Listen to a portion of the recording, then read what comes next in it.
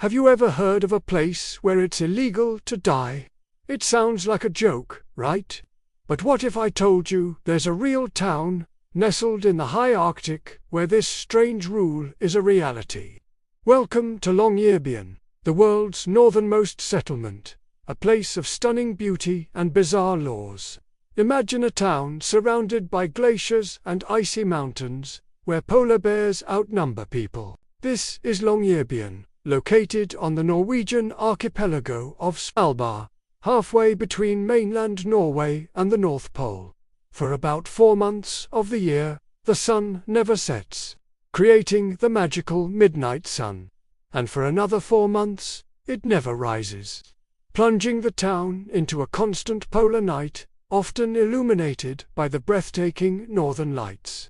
It's a land of extremes, and life here is unlike anywhere else on Earth. So, let's get to the big question. Why on earth is it illegal to die here? The answer isn't a dark secret or some ancient curse. It's actually based on cold, hard science.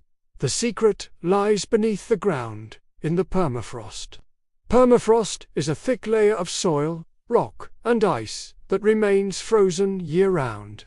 In a place as cold as Svalbard, the ground is permanently frozen solid. Back in the 1950s, the residents of Longyearbyen made a startling discovery. They found that bodies buried in the local cemetery weren't decomposing. The permafrost was acting like a giant, natural freezer, preserving the bodies almost perfectly. This wasn't just a slightly creepy fact. It posed a serious public health risk. Scientists worried that viruses and bacteria, which had been dormant in the deceased, could be preserved in the frozen ground. If the permafrost were to ever thaw, even slightly, these ancient diseases could be released back into the environment, potentially causing a modern-day outbreak. Think about the Spanish flu pandemic of 1918.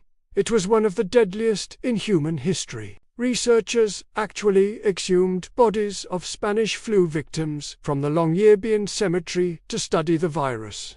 They found that the virus was indeed preserved in the frozen tissue. This discovery confirmed their fears. The cemetery was essentially a ticking time bomb of preserved pathogens. Faced with this unique and dangerous problem, the town authorities made a pragmatic decision. In 1950, they passed a law that effectively prohibits death in Longyearbyen now. This doesn't mean you'll be arrested if you suddenly have a heart attack. The law is more about managing the end of life.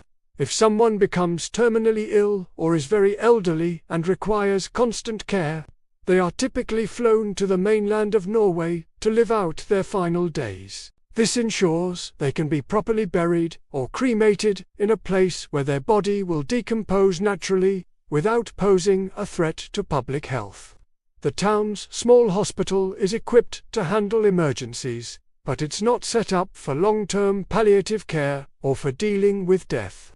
It's a system born out of necessity, a practical solution to a very unusual environmental challenge. So, the cemetery in Longyearbyen has not accepted any new residents for over 70 years. The graves you can see there today are a frozen monument to the town's early history. But the no-dying rule is just the tip of the iceberg when it comes to life in this incredible town. Living in Longyearbyen comes with a whole set of unique challenges and quirks. For starters, you can't be born there either. There's no maternity ward at the hospital. Expectant mothers are flown to the mainland a few weeks before their due date to give birth. So, technically, no one is truly from Longyearbyen. Everyone is an immigrant to this icy outpost. And then there are the polar bears.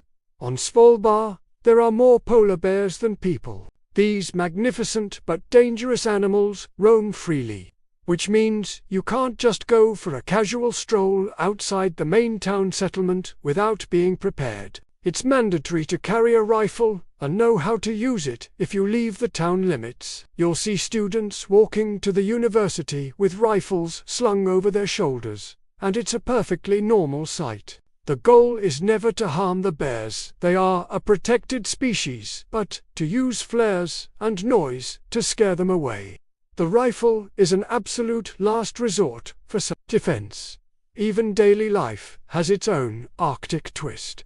For example, it's customary to take off your shoes before entering any building, whether it's a hotel, a museum, a restaurant, or someone's home. This tradition dates back to the town's coal mining days. Miners would come inside covered in coal dust, so they'd leave their dirty boots at the door to keep the interiors clean. The tradition stuck, and now it's just a part of Longyearbyen's culture.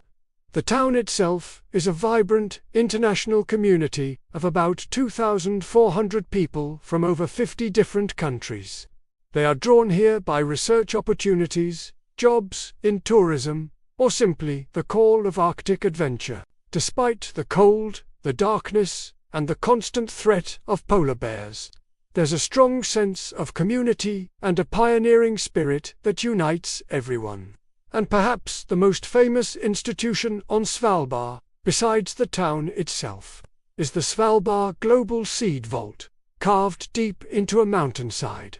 This is the world's ultimate insurance policy for food. It's a secure facility designed to store duplicates of seeds from every corner of the globe.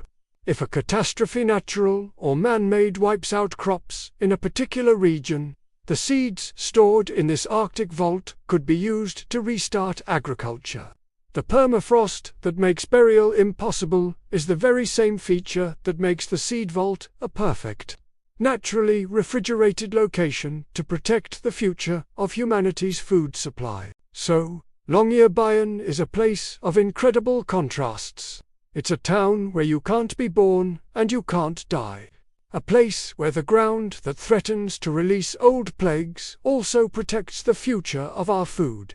It's a frontier town at the top of the world, where humans have adapted to one of the most extreme environments on the planet by creating a society with rules and traditions as unique as the landscape itself. It reminds us that sometimes the strangest rules are born from the most practical needs. What do you think?